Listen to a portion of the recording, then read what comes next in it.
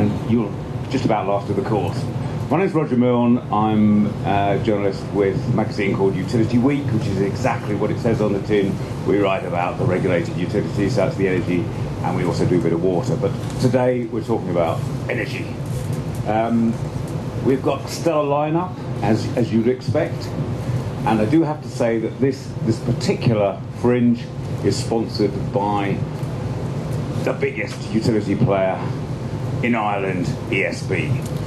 They're actually over here. They are, a new well, not absolutely new, but they are a new player, as it were, in the GB market. And in fact, a week ago, they announced that they were going to go ahead with a new gas-fired power station in Manchester, which has set quite a few people fluttering a bit, because the rest of the market at the moment in the UK, no one is building anything, because everybody's waiting to see what happens with the electricity market reform, amongst other things. And I'm sure our distinguished panellists will talk you through some of that.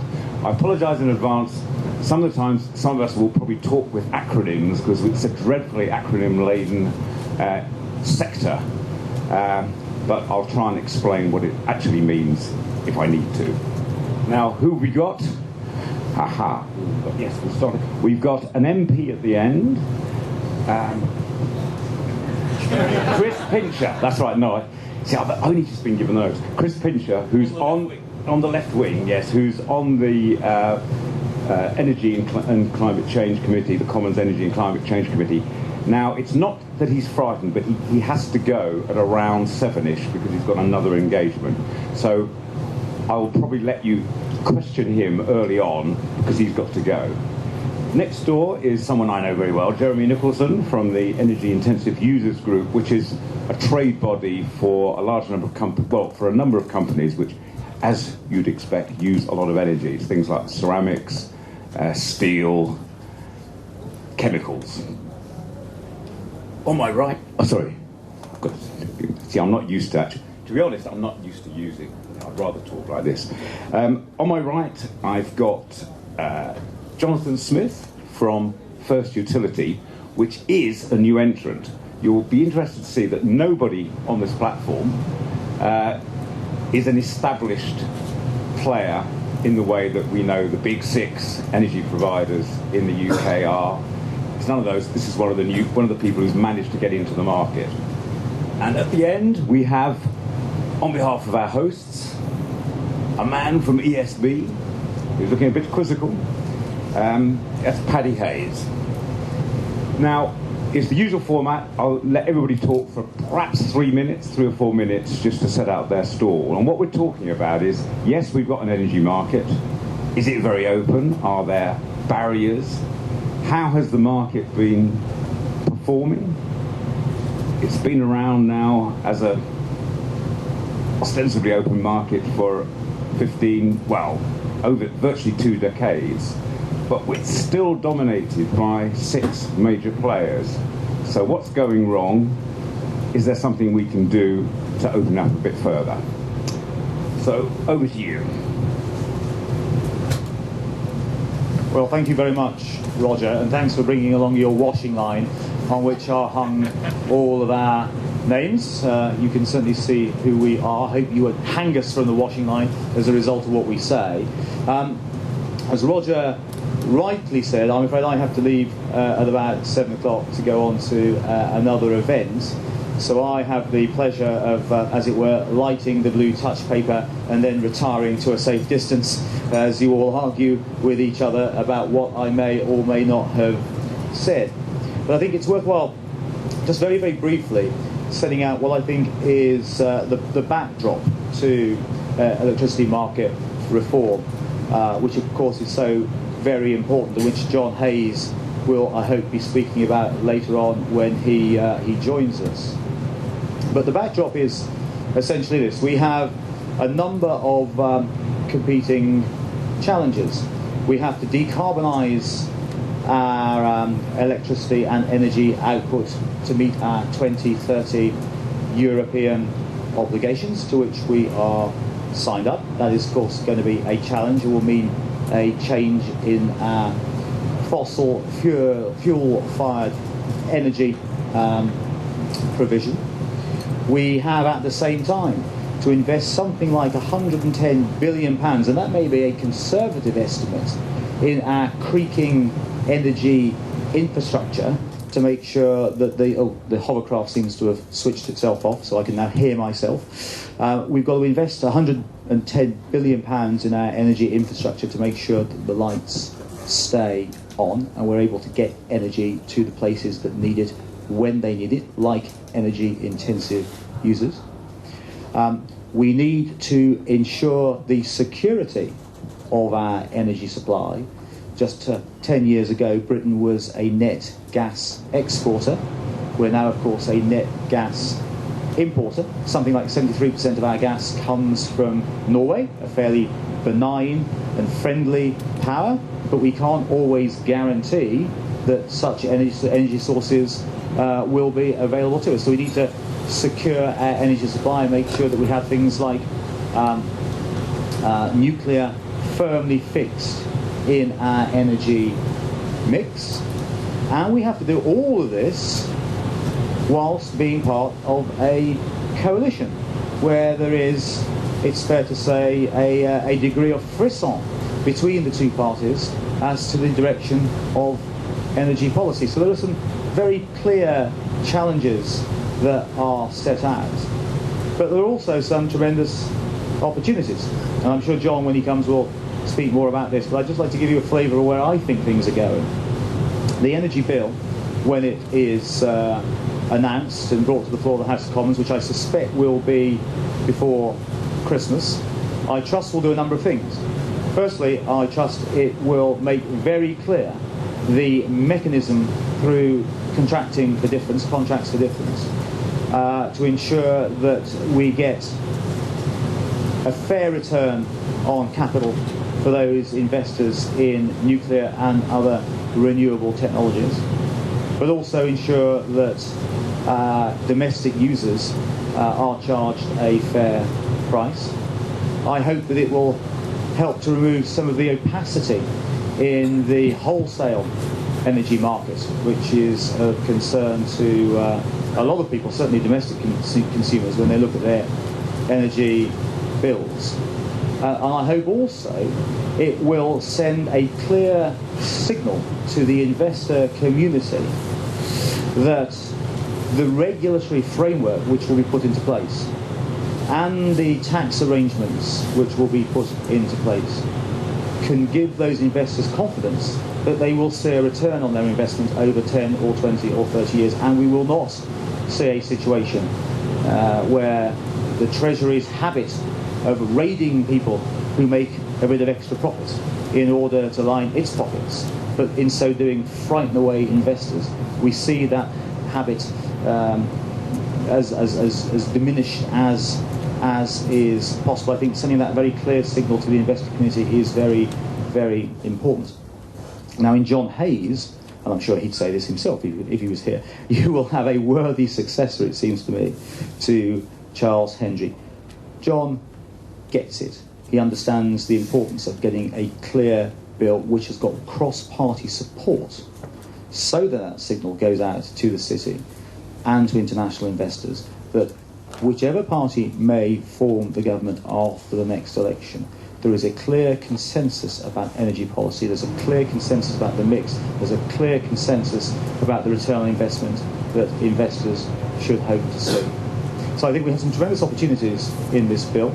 I look forward to seeing it and reading it, and I certainly hope that it will provide that clarity in the wholesale market that we've lacked, and it will ensure that investors see clearly that they will get a return on their investment if they invest in nuclear, if they invest in clean energy, and we don't simply dash for more gas, which is the easy answer, but I think would be an easy mistake to make. Thank you. Well, with respect, Chris, I'm going to disagree with you on a number of points. In the short term, we're going to need a dash for gas to keep the lights on, but I agree with you in the longer run, it makes sense to hedge our bets and not be overly dependent on any one fuel, imported or otherwise.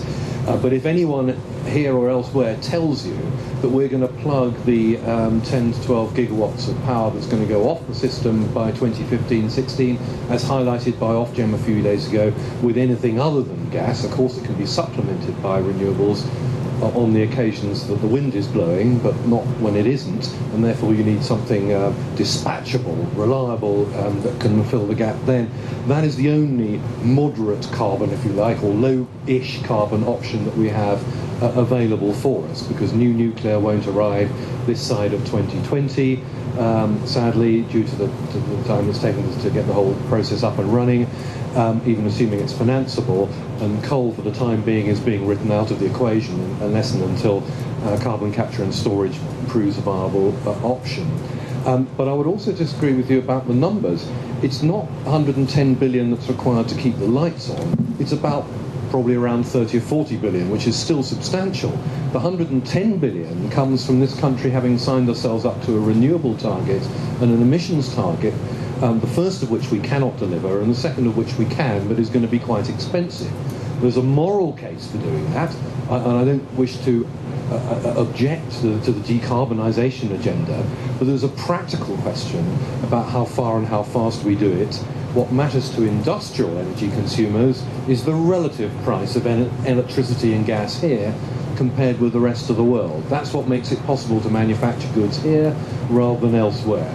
And if you're an aluminium smelter, not that we've got any left in England and Wales, but there's still one left north of the border in Scotland, if you're a steel maker or a paper manufacturer or chemical works, you need competitive energy supplies to secure investment here and support the 600 or 1,000 or so directly and indirectly employed in those industries and their supply chains. For the domestic sector, it's slightly different. It's the absolute level of prices that matters for the fuel poverty agenda. And so even if your prices are the same the world over, if the price of oil, the price of gas and the price of electricity is going up in real terms, that's a real problem. But we're not going to get security of supply without investment, and we're not going to get investment without the energy companies being profitable. And to that extent, I hope the Energy Bill delivers a secure investment framework. What worries me is that having signed ourselves up to a renewable target, which we literally cannot reach by 2020, currently on a good day, when the sun's shining and the wind's blowing, something approaching 10% of our electricity comes from renewable sources, a mixture of hydro, solar and wind, and increasingly biomass too. And it's a good thing that that proportion is increasing. But we've done a lot of the cheap stuff, and it's the more expensive stuff, the offshore wind and so on, that comes that will have to follow. Although arguably there's more we can do in the heat and transport sectors, which we probably haven't touched on so much here. And what worries me is this Alice in Wonderland idea that we're going to triple the amount of renewable energy we produce in this country in the next 8 years.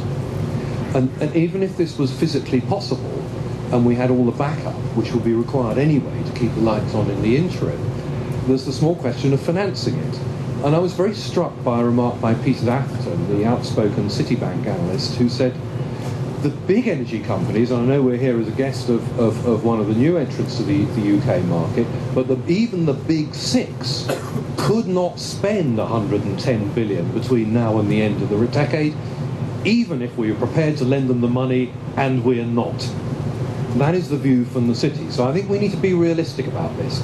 I'm not frightened about a short-term dash for gas and a longer-term framework to deliver cost-effective renewables and nuclear and hopefully carbon capture and storage too in the decade to follow, because we can see what that's done in America.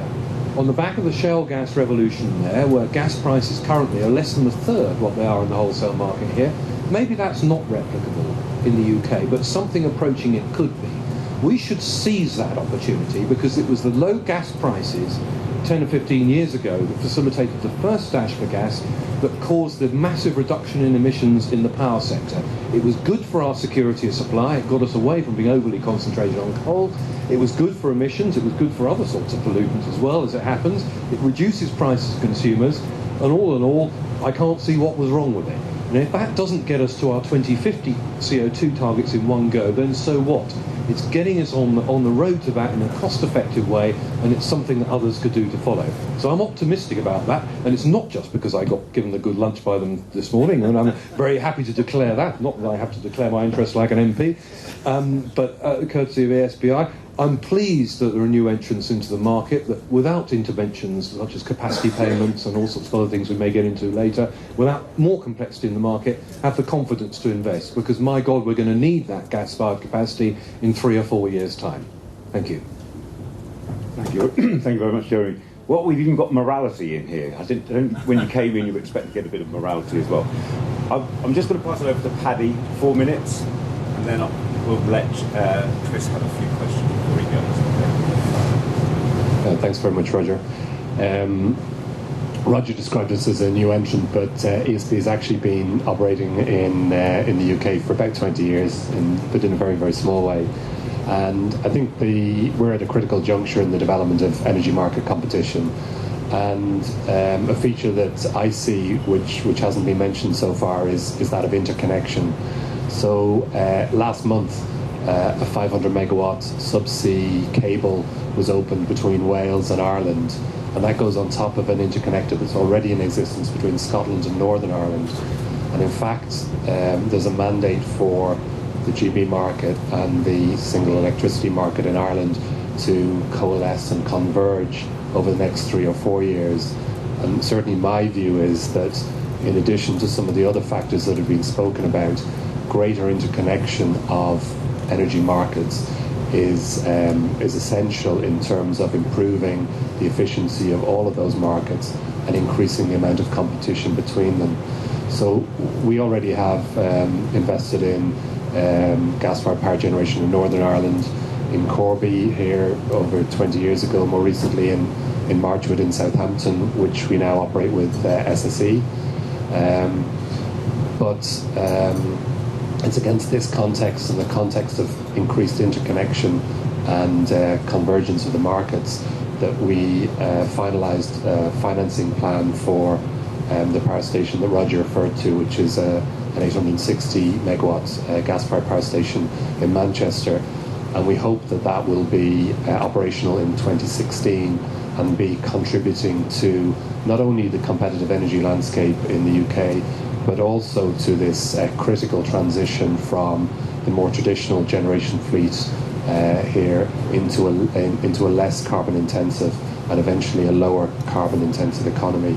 So I think interconnection is the first critical point. Chris mentioned certainty, and he also mentioned cross-party consensus. And investment in energy is a risky area, and I suppose one of the risks associated with it is it tends to be very, very long term. So investments are made for 10, 15, 20, 25, or even longer in the case of some of the technologies. So it's absolutely critical for investment that it has as much certainty as it possibly can in relation to the regulatory and the policy structures for that investment. And I think cross-party consensus in relation to the electricity market reform and investors understanding that there's going to be an enduring direction of travel for policy and for energy regulation is absolutely essential when you're making an investment for 25 years or beyond. So to our mind, the electricity market reform is a critical piece of policy. It's going to be critical that the legislation that derives from that and the regulation that comes from it, but it's fundamentally important if additional investment is going to be made at what's a really critical juncture for, I think, security of supply for this market. It's critical that this is brought to a close very, very quickly, and that certainty and predictability is provided for future investment. Roger referred to the fact that we're bucking the trend slightly in terms of actually making an investment at this stage in advance of the finalisation of the detail around electricity market reform. But I think that the only reason that we're in a position to do that is because we have a very small footprint in this market at the moment. And I do think that if we were in a position as a larger incumbent in this market, we would actually find it difficult to make the investment decision in the absence of clarity on the policy direction. So I think it's very important that this is made very quickly. One final point maybe just in addition to that, and I think it's a critical point, it goes to what Jeremy has said, that the ability of players in the market, both new generators and new supply companies, to access liquidity in the market and to be able to sell and buy forward wholesale power as a means of reducing their own risk and managing the risk then for customers in the market is absolutely critical. And this is something that we know that Ofgem and DEC are very conscious of, but it's also an area we think is a prerequisite, maybe not to the investment of the incumbents in the new competitive energy landscape, but certainly to the investment by newer generation companies and to the entry into the market by newer supply companies.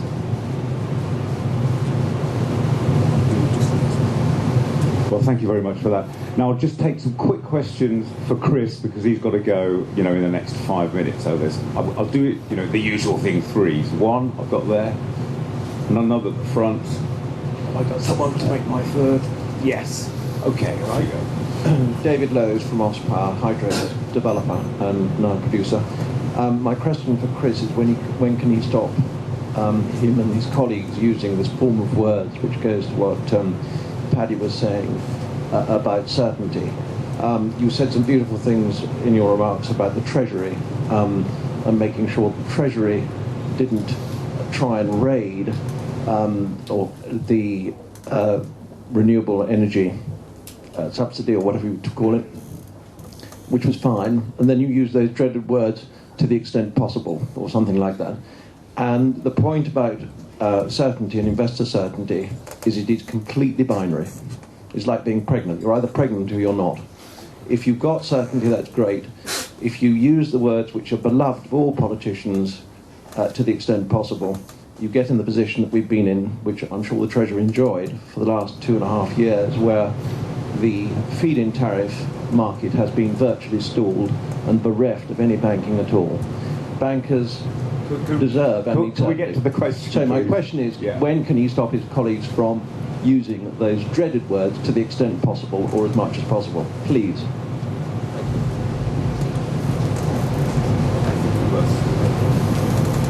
Thank you. This is Paul Newman from ICAP Energy.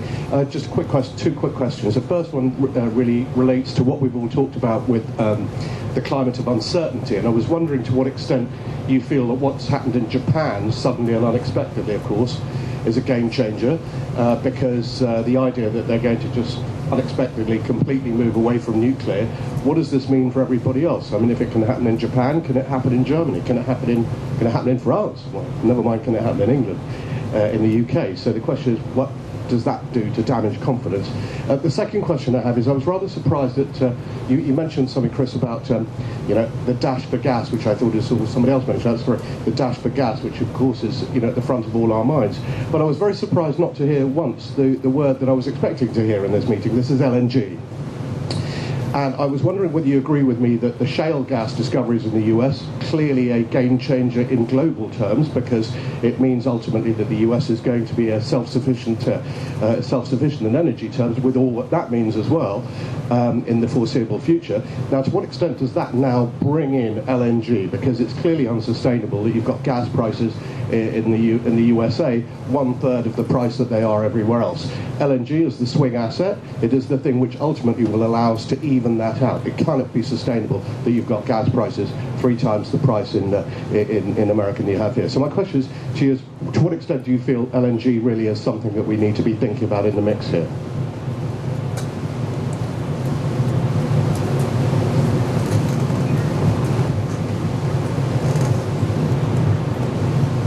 Mary Douglas. I'm not an expert in this field, and my question is not confined to Chris, but I'll ask it anyway. You can choose whether or not to answer it. Just listening to the speakers, I'm struck by the short to medium-term nature of the thinking going on here. I'm not an expert, but I'm very interested in thinking about the long-term consequences. And was struck recently by the Arab nations' decision and massive investment in alternative energy, bearing in mind that they are still oil producers. And considering that China and India, to name but two, will be their demand for energy will increase greatly. The potential for profit long term, if we were to get into that market and early, is great, but it requires investment up front. I would just welcome thoughts on that. Thank you. Well, 3 very good questions. I'll bellow so you can hear me. You can now hear me because I have a microphone. To what extent can I persuade the Treasury and others to use the words "this is going to happen" and not use the words "if possible"? Well, frankly, I can't, but I'll do my very best to. And the reason why I use that set of words is because, of course, although we can set out a clear direction of travel and we can get cross-party consensus, no parliament can bind another.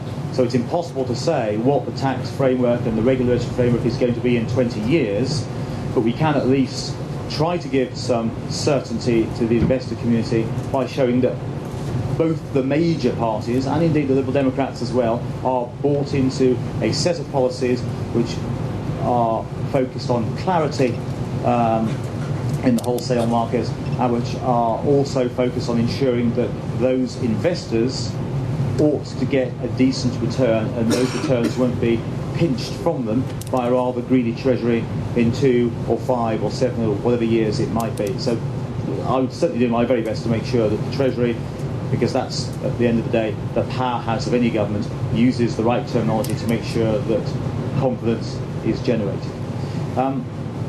And in terms of LNG, yes, I think it does definitely need to be part of the mix, and that needs to be made very clear. You also mentioned shale gas.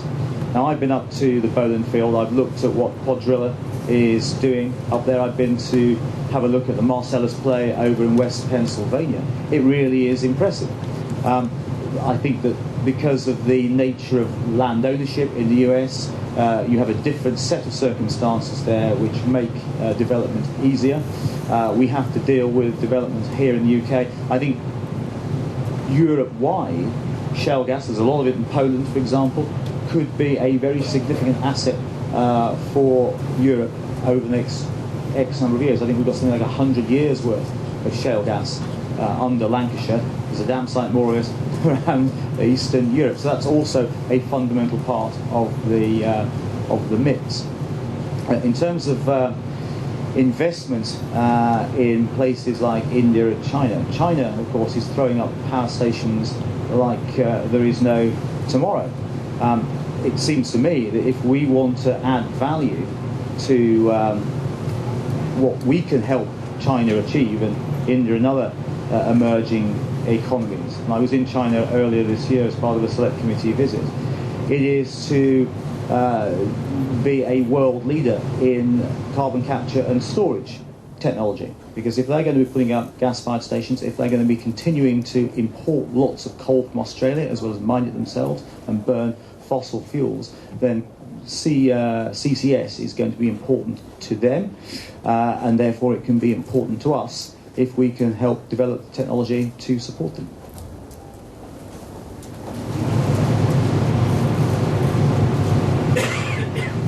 Can you stay a little bit longer, or do you need to go now? About 2 or 3 more minutes.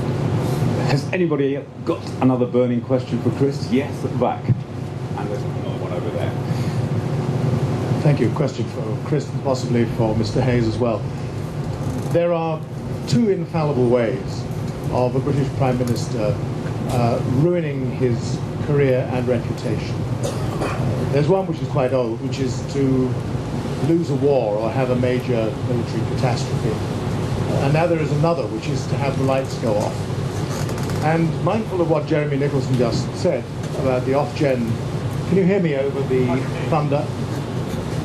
What Jeremy Nicholson reminded us of the off-gen comments of just a few days ago about how precarious and fragile our position is going to be. And also, mindful of the question by the gentleman here in front of me, at what point do you think that the blocks on dashing towards gas, quite obviously, but anything else that might keep the lights on, will be thrown aside by any Prime Minister, this one, let us take as the case in point, in order to preserve his own reputation and to keep the lights on?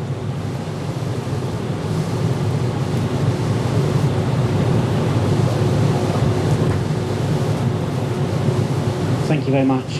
Craig Bennett from Friends of the Earth. We've heard a lot tonight talking about the need for cross-party consensus, and you get that because that gives a certain degree of confidence and clarity over the lifetime of several parliaments. Well, there is a very clear cross-party consensus there for the taking at the moment around the proposal for a decarbonisation target for power generation in the forthcoming energy bill. Labour's come out in support of it, the Liberal Democrats have come out in support, the Committee of Climate Change has come out in support of it, and this week, of course, we saw many companies, including companies building gas-fired power stations, urging for this target as well of 50 grams per kilowatt hour by 2030. That would give that long-term confidence to investors to scale up investment in low-carbon technologies. Is it not time, therefore, for the Conservatives to join this cross-party consensus and give that confidence and clarity?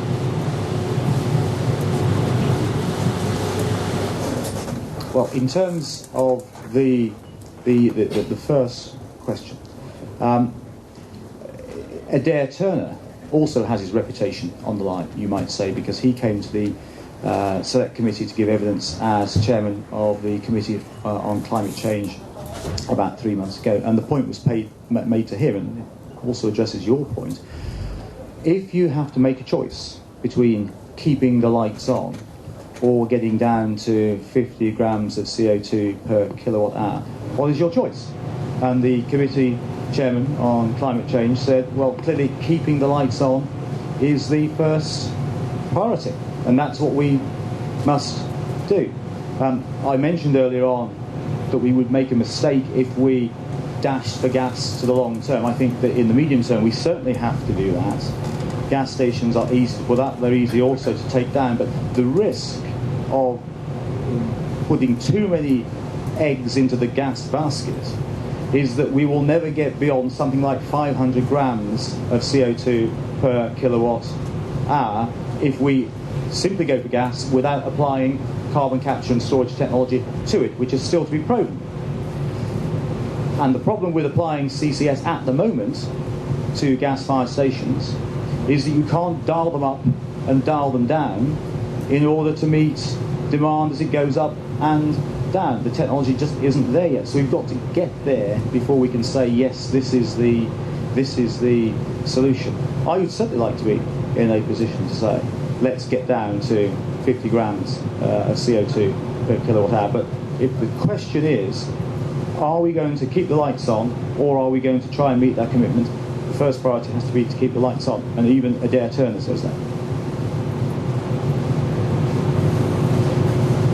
Well, thank you very much, Chris. He's got to go now, so if you could give him the normal round of applause for his contribution.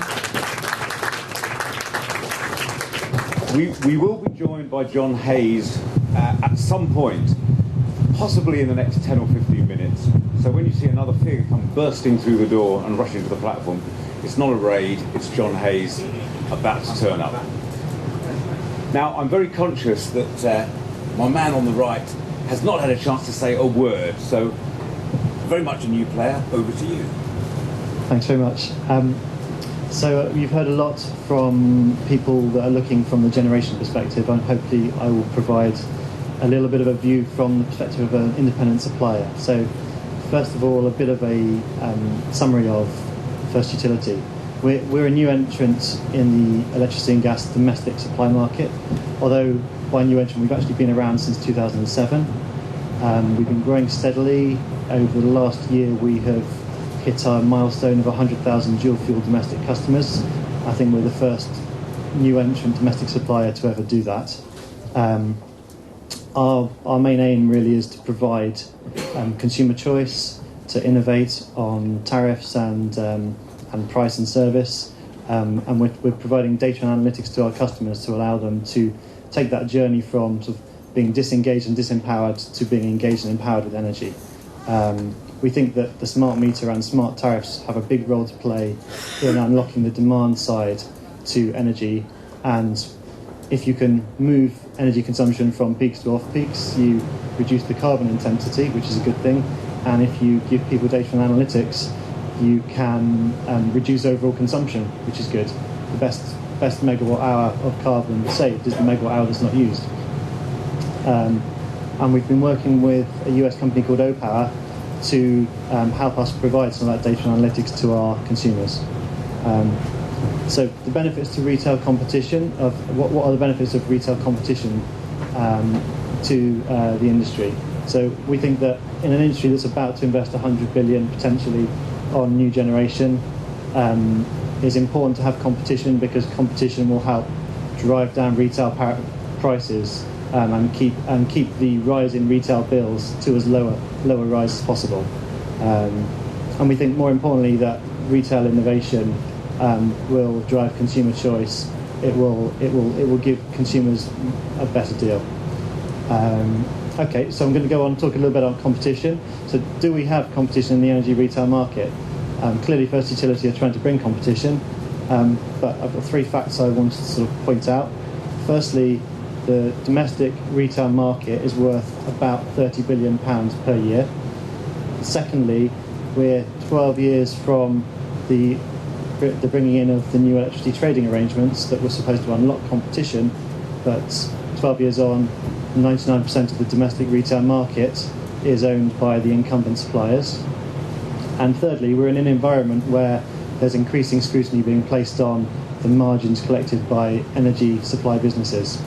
So those 3 facts sort of suggest that the UK energy market is ripe for competition to come in, innovate, take market share, and bring the benefits of competition. So why haven't we had much retail new entry? We believe that we're quite a long way away from an environment where vigorous competition can come on the retail side. There remains a sticky customer base in the incumbent suppliers, and by sticky I mean customers who've not looked around and taken the decision to switch supplier. And we think that those sticky customers are sitting on not the best deal. They're high margin customers, but they are funding a lower margin customer at the retail fringe on the online domestic supply market. We believe that the threat of new entry is not enough to deliver the benefits of competition. So what are the barriers to new entry? We think there's two sort of areas. There's the wholesale barriers and the retail barriers. On the wholesale side, it was mentioned earlier that the illiquid wholesale market is one of the drivers to lack of competition, lack of new entrant. And that's due to the fact that the people who own the generation also own the supply, and that drives down the need to trade in the wholesale market, drives down liquidity, but that means that independents on the supply side of the market don't have access to the products they need to be able to sell on to end users. On the retail side, that big difference between the standard tariffs and the online tariffs means that there is less of a margin opportunity for new entrants, so the economic signal to new entry is not there, even though there are potentially good margins or sensible margins to be made in retail supply. So let's go on. I mean, how do we go about unlocking competition? So we think that much like there's wholesale and retail drivers to lack of competition, there are wholesale and retail fixes to competition. We think the key thing is to repair the illiquid wholesale market. This is the hub of the market. This is what drives upstream and downstream competition, so it's crucial to repair that market. Second thing is to drive full transparency in retail businesses. So we think that there's a range of steps that could happen, but for example, requiring suppliers to regularly publish to their consumers or their customers the annual cost of their tariff and the annual cost of the best tariff. That would start to engage that sticky customer base who's never switched, and it will show them the economic signal, how much they can save if they change tariff. That would unlock the retail barriers to entry. So are there any other retail barriers to entry, or are there any new ones coming up that could be a concern? We'd say that there are potentially some with social and environmental obligations. So we think that a lot of care needs to be made in the way that they're designed. There's a very real risk, for example, with the energy company obligation that's coming in as drafted, the growing supplier that hits the threshold will take on double the obligation of the incumbent suppliers, for example, which makes it very difficult to see how a retail business would grow beyond that threshold. Thank you very much, Jonathan. We've had really a lot of ideas thrown out there. Now, one of the words that came out was consensus and certainty. Now, and we also talked a little bit about, well, we've touched on regulation. Well, I was in Manchester last week, and Labour said they wanted to get rid of the regulator. Which, in a sense, is not as nonsensical as it might sound initially. That if we think that the market isn't as open and as competitive as it is, what has the regulator been doing? That's what the regulator's job is.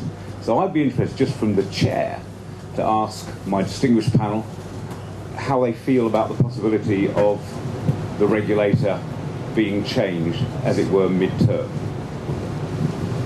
Let's be honest, there's no one who works for energy consumers or the energy industry who hasn't want to abolish Ofgem on occasions.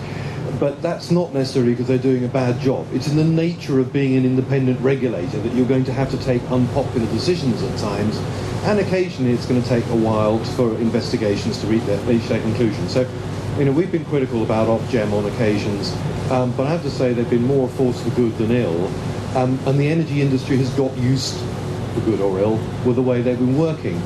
You have to take some of the things that are said during party conference season with a pinch of salt, and I'm not sure that that particular idea, either by the former Secretary of State for Energy and Climate Change, the Leader of the Opposition, and the Shadow Secretary of State, was fully thought through. I think that's a fair way of putting it, and possibly the most polite way. But if not Ofgem, then what? We're required under European law to have something akin to an independent energy regulator. How would we regulate those energy markets without extending the same powers to an existing competition regulator or whatever? So I don't think it's a thought-through plan. And by the way, if you want to attract tens of billions of pounds, or possibly hundreds of billions of pounds if you believe the targets of investment into our energy markets, tinkering around with a regulatory regime is not a means of inducing certainty as far as investment is concerned. One word possibly of controversy, I'm not sure I particularly want consensus as far as the energy mix is concerned. I welcome the fact that, Friends of the Earth apart, there's consensus about the technologies that should form our electricity generation: nuclear, fossil fuel with carbon capture and storage, and renewables. I think that's a good thing, but I don't want to have a political consensus about what that mix ought to be. I'd much rather it was the market determining that most cost effectively. Beyond the consensus about the framework, I would like to see people making decisions about their own money, investors making their own decisions about that, rather than investing other people's money on their behalf. Thank you. Paddy, are you happy with the regulator at the moment?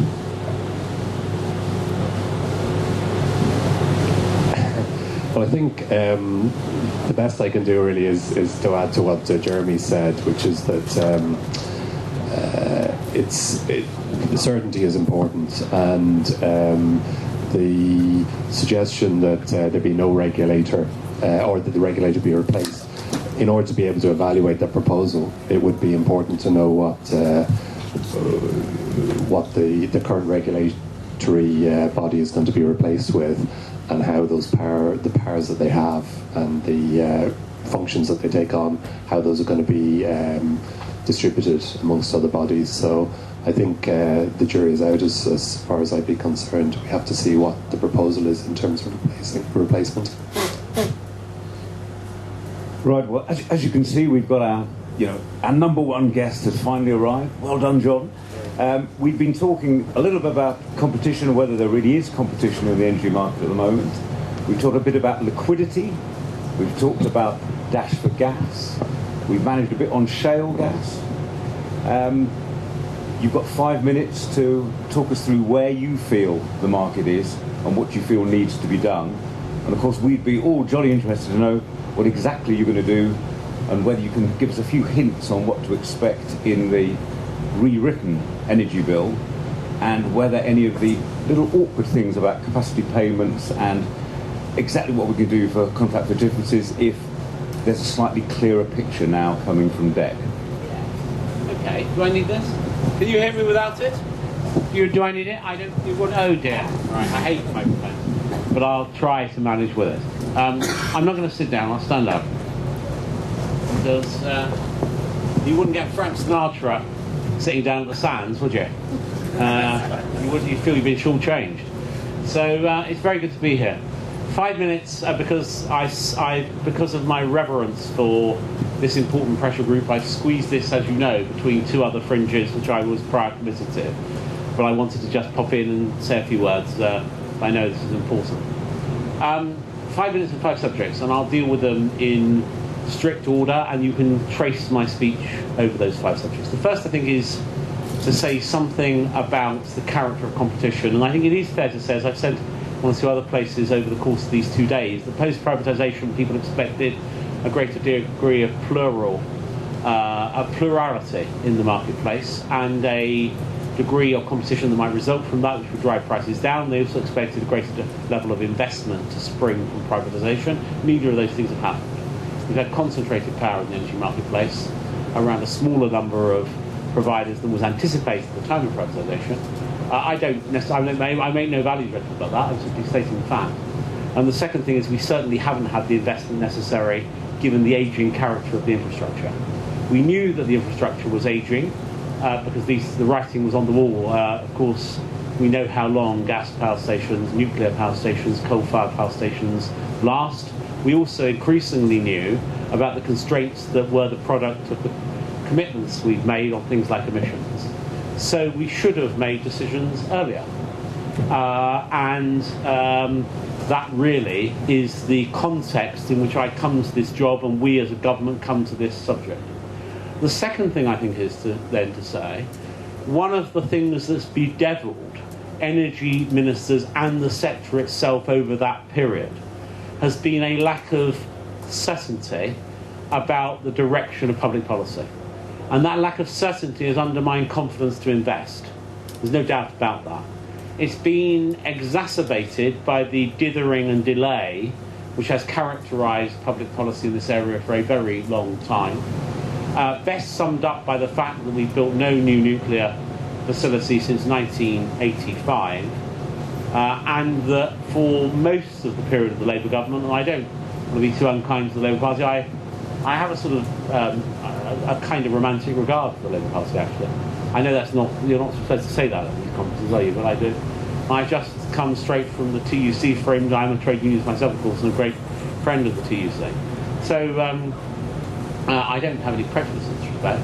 But I think it would be only fair from an objective perspective to say that during the period 97, at least through to the late 2007, 8, 9 period, there was extraordinary indecision on the part of that government.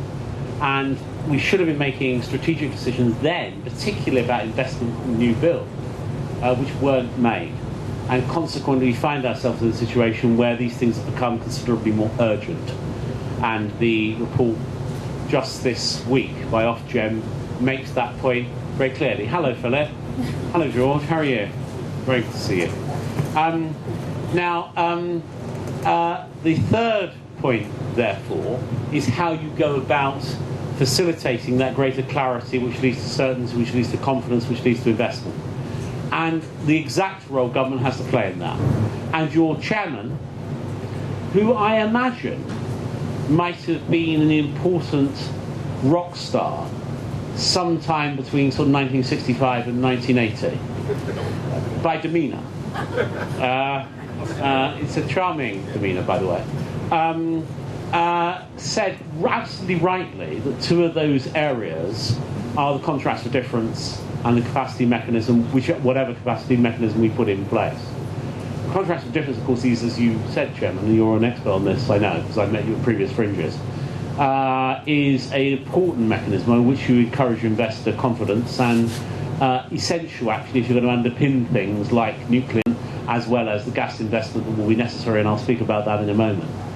But the capacity mechanism is a separate matter from that, and one which requires close scrutiny.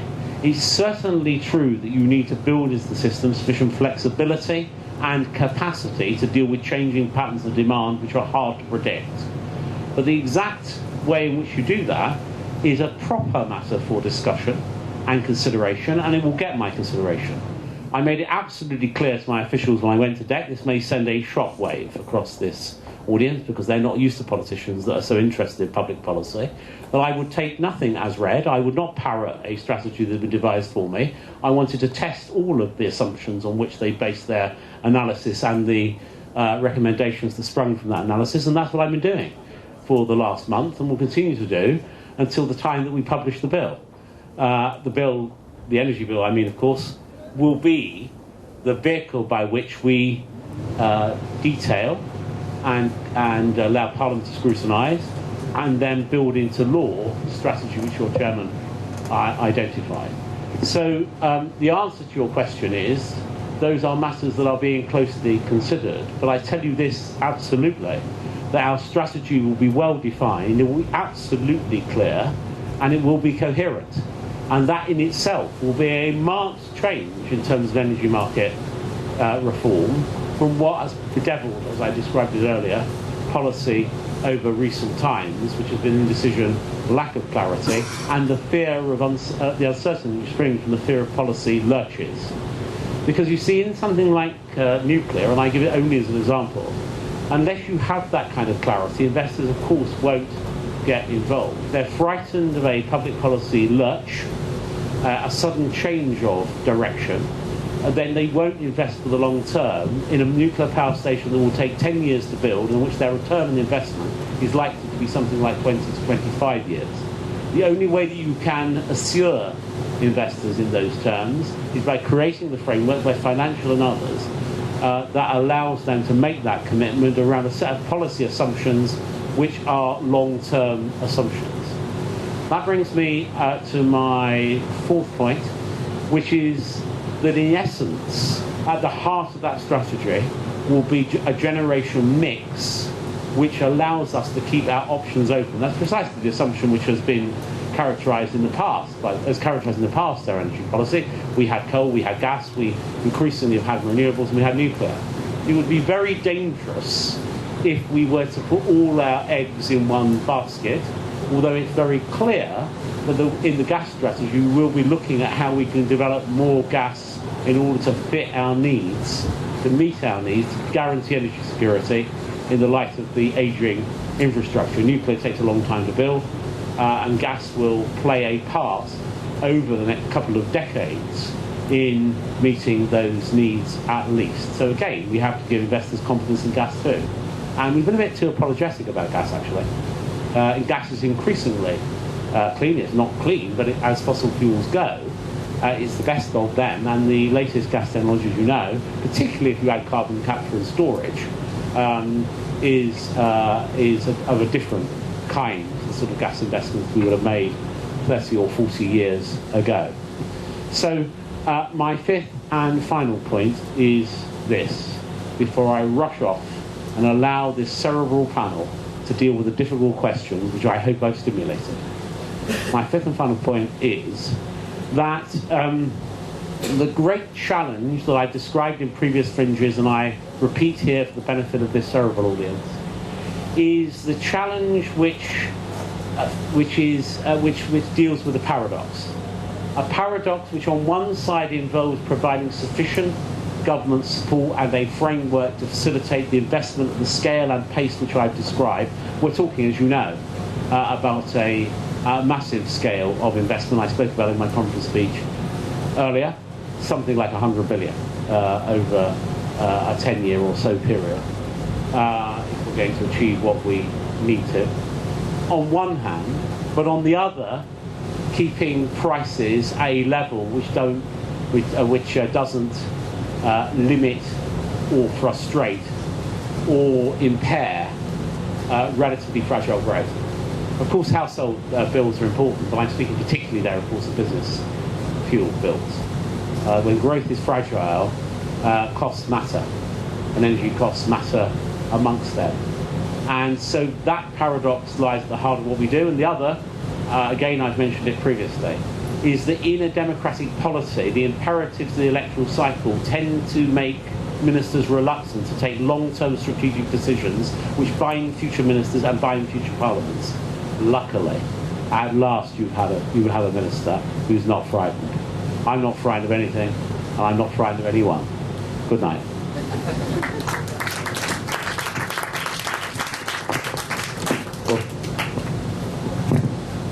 Thank you very much, Great. Well, thank you very much, John. It would be nice for you to stay for a couple of questions, but don't worry. I'm actually at the next I know, ring. I know. That's fair enough. Right. Well, we've had a bit of the, now we know a little bit more about our new energy minister, and clearly, if he's having a look at everything which has gone before, I suspect we're not going to see the bill much before Christmas while you make sure all the ducks are in a row. But we don't have to worry about that. We've got at least about another 15 minutes before we have to clear. So, have we got some questions to those of us who are left standing? I know there's you, yes, we've got one at the front. We've got a couple more. Another, yes? We'll do these two. Yeah. My name is Christopher Sells. I'm from Hackney North. I've been warning about the coming crisis on energy. And what worries me is that if we don't start tomorrow building those gas stations, we're going to run out of power. And if we start now, and we can persuade everybody to do it, of course we're going to get increased employment. Therefore the demand's going to go up, because confidence will go up. So the delay, every day's delay is delaying the recovery. So I think, and I must say, get on with it. It's all right, I'll show. It's a cheeky question, you probably won't answer it. In any case, but I've watched the new minister for the last few days. What's your feelings on him in terms of, by comparison to Charles Henry? And you don't have to say. Yeah.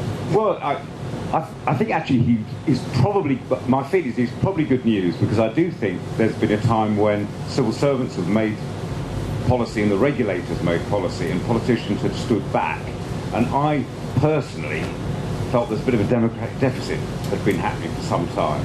And I think it's probably quite a good idea. You've got what appears to be a minister who is going to bang some heads, thump a few people and say, and believe in whatever the policy is going to be, rather than just, parrot what the civil servants have said. So I think that's actually a rebalancing of what's been going on, which I think was a little bit overdue. So at the moment, I'm fairly optimistic. Okay, I'll agree with that point, and I'll ask you one more question, which was, when was the first gas-fired power station built in the UK? Was it 30 years, 40 years?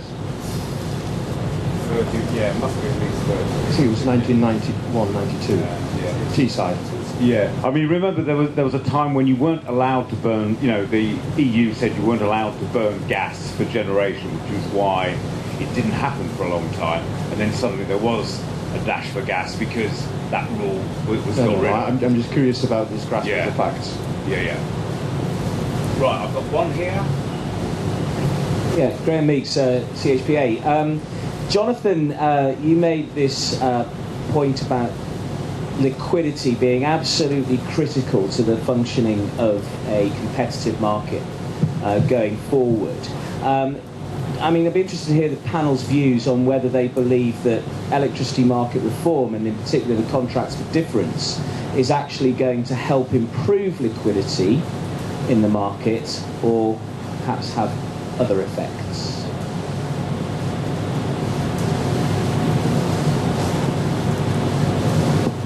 It's a very interesting question. The CFDs, what they actually do is make a power plant seeking investment more formulaic in their requirement to hedge in the wholesale market, because they want to secure the fixed price of the contract for difference. But to secure that fixed price, they need to sell their power in exactly the same way as the contract for difference is structured. So it's actually making power plants sell in a formulaic way rather than their view of supply and demand fundamentals. So you could argue that there's a dampening of the wholesale market signal by doing that. It's going to be difficult to know yet how much volume goes through those contract for differences and how much the energy wholesale market price signal is dampened. but there is a danger there. And the other danger is that if there's very low liquidity in the wholesale market, but a lot of generation is settled against this contract for difference, you could have a very gameable wholesale power price market. So you need high liquidity to ensure that pricing is really robust. Who do you think would be in the best position to gain that?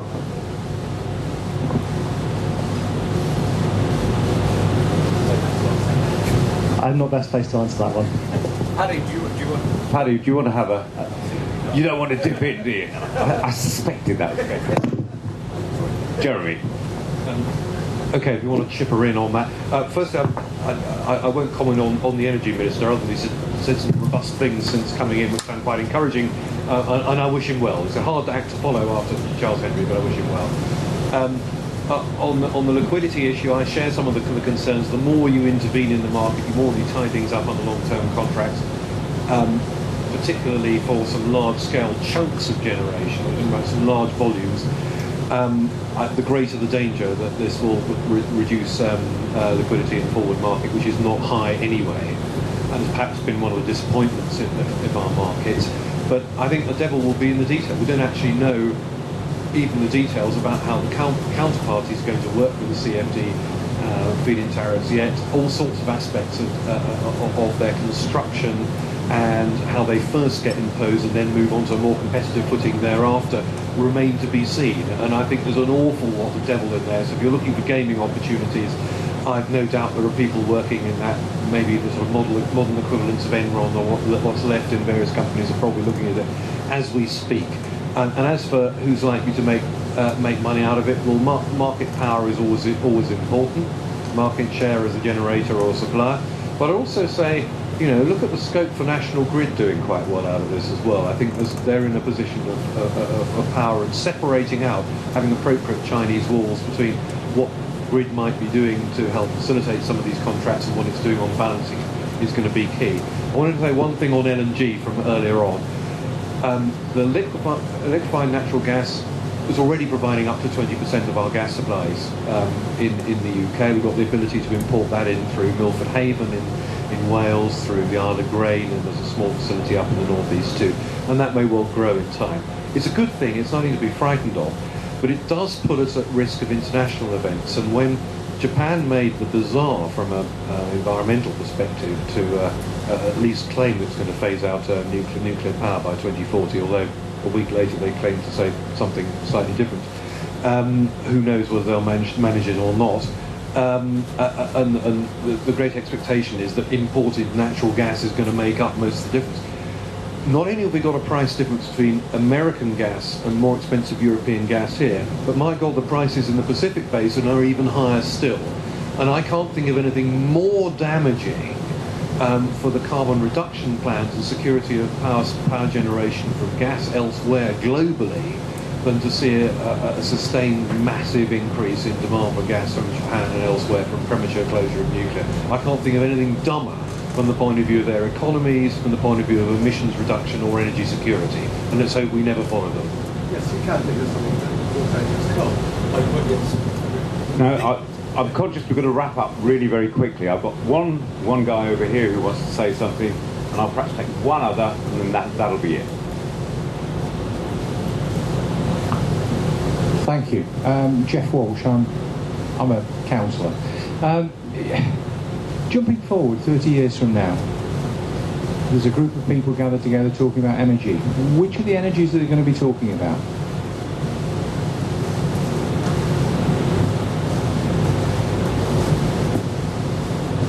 Well, one we haven't mentioned is hydrogen.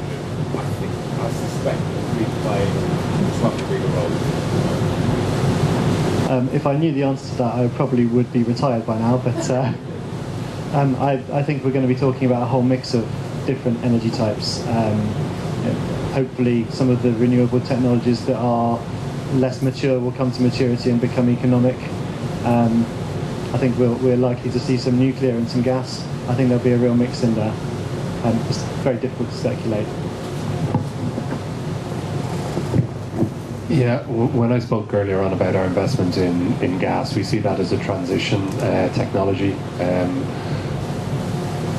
that I think one of the risks of shale gas is that 4 or 5 years ago, when people were considering peak oil and the end of easy gas supplies, it aligned the security of supply issue with the decarbonisation agenda. And one of the risks of massive amounts of shale gas is that people take the foot off the development of lower carbon technologies. And I think one of the big challenges for us and for other energy companies, where we are looking to decarbonise and to do that in a practical and pragmatic way, but to make sure that it does happen, it means that the technological advances of things like wave power and other renewable technologies need to be advanced. And I think it's one of the critical aspects that we see is how are we going to complement some of the existing technologies with newer technologies. Wave is possibly now at the stage that wind was maybe 30, 40 years ago on one level, but on another level, wind has always been around. If you're from Lincolnshire or other places, there have always been wind power harnessed somewhere in the UK or in continental Europe, whereas wave is a much more powerful aspect. But one way or another, I think we need to put the effort into developing renewable technologies and accelerating their development so that we don't take the foot off the pedal there. Well, I'm going to wrap up. Just a quick point. I mean, 20 years ago, I don't think anybody was talking about offshore wind, and yet suddenly it's now an actual major, it's actually happening. Well, love it, hate it, whether you believe it's actually economic or not. It certainly didn't appear to be on the radar 20 years ago, and it's there now. Now, just before I ask you to do the usual thing and clap our stellar panellists, I've got an important announcement from ResPublica that tomorrow's Fringe event, Marriage Changing the Terms of the Debate, will not start at 10:30 as the programme said, and is actually going to be at 10 a.m. And the speakers will be Bishop Nazir Ali, Matthew Parris, Tim Montgomery, Andrew Pearce and Philip Blond. So anyway, it's not at the time that's advertised, it's going to be at 10 a.m. tomorrow. All right, well, thank you very much for coming. I'm sorry it was a little bit disjointed, partly because of me and partly because we had one MP disappearing and one coming, and they didn't actually manage to tailor it quite as seamlessly as we might have liked. But anyway, I think the panellists did jolly well under the circumstances. A round of applause, please, and thank you very much to our sponsor.